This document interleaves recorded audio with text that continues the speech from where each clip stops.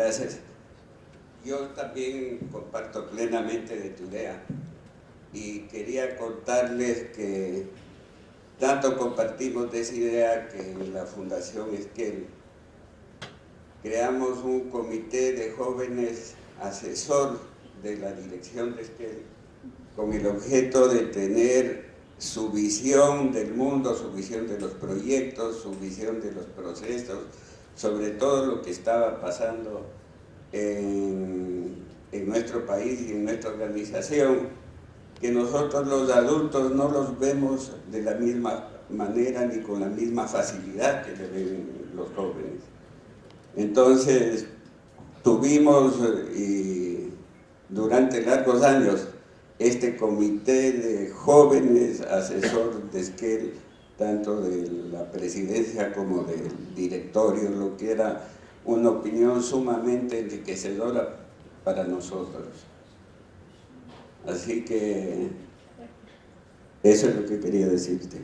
Para comentar também, primeiro é o seguinte, um registro, assim, uma injustiça, que eu pedir licença aos participantes, que eu queria fazer só um registro, porque nós estamos falando muito de protagonismo juvenil, de valorização das políticas de juventude, né, nos espaços públicos.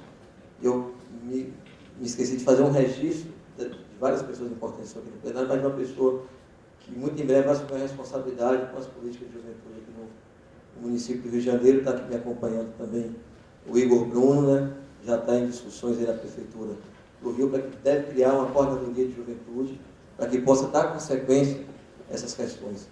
E sobre a provocação ali, eu queria, na verdade, é evidente, é difícil discordar, primeiro porque eu até, na minha apresentação inicial, falei sobre isso, né, mas eu queria colocar duas questões, do ponto de vista da esfera pública, da política pública.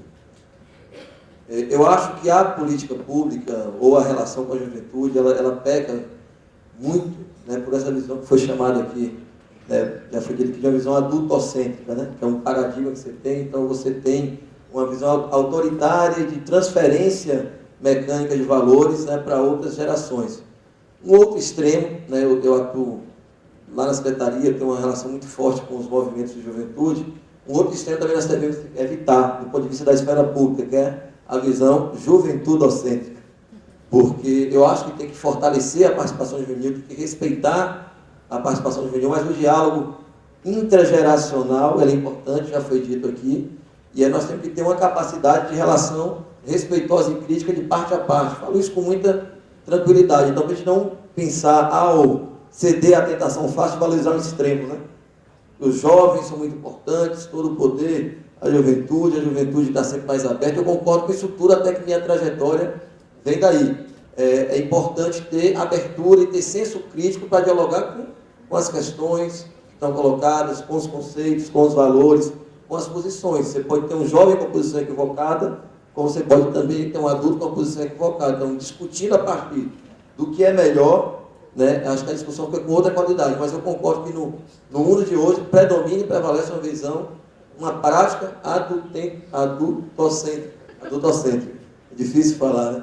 Mas isso é uma questão. E uma outra questão que aí vale mais para uma trajetória de movimento de juventude, porque em espaços de política pública, em espaços de relações como esse, né, de espaços onde se valoriza o protagonismo juvenil, é importante se valorizar, mas tem uma marca característica da juventude, ela pode ser protagonista, mas, se necessário, ela tem que ser antagonista. Então, não perder esse aguçar do senso crítico. Se puder pactuar, excelente, puder fazer aliança, excelente, puder fazer parceria, excelente, mas também não abrir mão, em nome disso, né, do que eu coloquei aqui de maneira anterior, se for o caso, antagonizar, contestar, combater, pensando também em defender de maneira muito sincera o que se acredita. Eu queria só fazer esses dois registros aí. Eu só gostaria de acrescentar, concordando com o que foi dito até agora, não só com a sua intervenção, mas com os comentários à sua indagação, registrar que nós, de fato, vivemos um processo de revolução tecnológica e socioeconômica mundial que transforma profundamente a forma como as pessoas se comunicam, a forma como as pessoas acessam as informações, transformam profundamente os ambientes de trabalho, as profissões.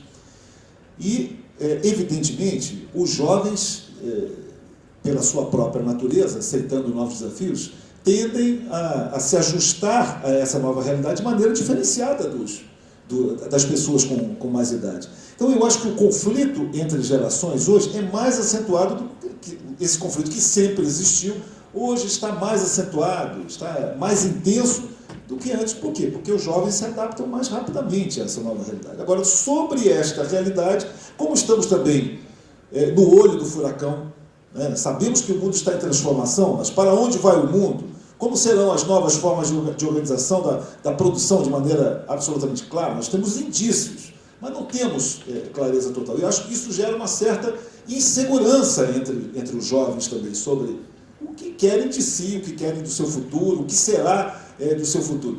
E muitas vezes o ambiente socioeconômico que produz desigualdades sociais e pobreza, acentua esse tipo de prática para os jovens das camadas mais pobres de nossa sociedade. Por isso mesmo, eu acho que os adultos têm que fazer um esforço gigantesco para dialogar com os jovens, compreender melhor, sobretudo aqueles que têm responsabilidade em formular políticas públicas, mas isso se refere a todos, inclusive os adultos que convivem no dia a dia com esses jovens, sua família e tantos outros. Bem, a palavra que fecha tudo isso é equilíbrio e bom senso, tanto de um quanto do outro, né? Havendo equilíbrio e bom senso, o conflito, que é natural, ele não passa a ser uma disputa, é um conflito. E o conflito gera sempre mudança. É essencial. Mas tudo com equilíbrio e bom senso. Bárbara, você. Bem, boa tarde. Eu primeiro vou começar a falar sobre o assunto da mesa em si, que são alianças e parcerias. Eu acho que esse assunto entra muito na minha realidade, porque eu sou da Escola Machado de Assis, em Vespasiano, Minas Gerais, e na minha escola tem o projeto, a minha escola participa do projeto Jovem de Futuro, pelo Instituto Unibanco. E eu acho que essa parceria do privado com o público auxilia muito na política da juventude, porque mostra para os jovens que eles não estão sozinhos. Mas com relação, que nem ao que a Mariel citou, que foi que os adultos têm que ouvir os jovens, mas os jovens também têm que ouvir os adultos. Por quê? Atualmente, a gente pode ver uma coisa assim, os adultos não compreendem o que os jovens falam, mas é porque o nosso futuro, a gente, nas circunstâncias de hoje, a gente não vai construir o futuro, a gente só vai poder transformar esse futuro. E essa transformação também tem que vir dos adultos, porque sem o auxílio deles, que eles são a base de ensinamentos para a gente, e sem essa participação deles na nossa transformação, não haveria um consenso. Por quê? Essa transformação, ela acontece de acordo com o que a gente aprende. E os jovens, eles conseguem, eu acho que a participação juvenil nas políticas, ela é muito, não ela é intensa, mas ela é significativa, porque os jovens não mostram essa participação, mas eles sabem de tudo que acontece e eles querem participar, só que eles não têm essa oportunidade. E os adultos, eles privam os jovens disso por acharem que são pessoas inconsequentes que não pensam, eles têm aquele ditado que os jovens sempre rebeldes. E não tem aqueles jovens polêmicos que causam polêmica, sim, mas tem sim aquele jovem que ele busca um futuro melhor para ele, porque ele vê que se não for desse jeito, ele não vai conseguir crescer.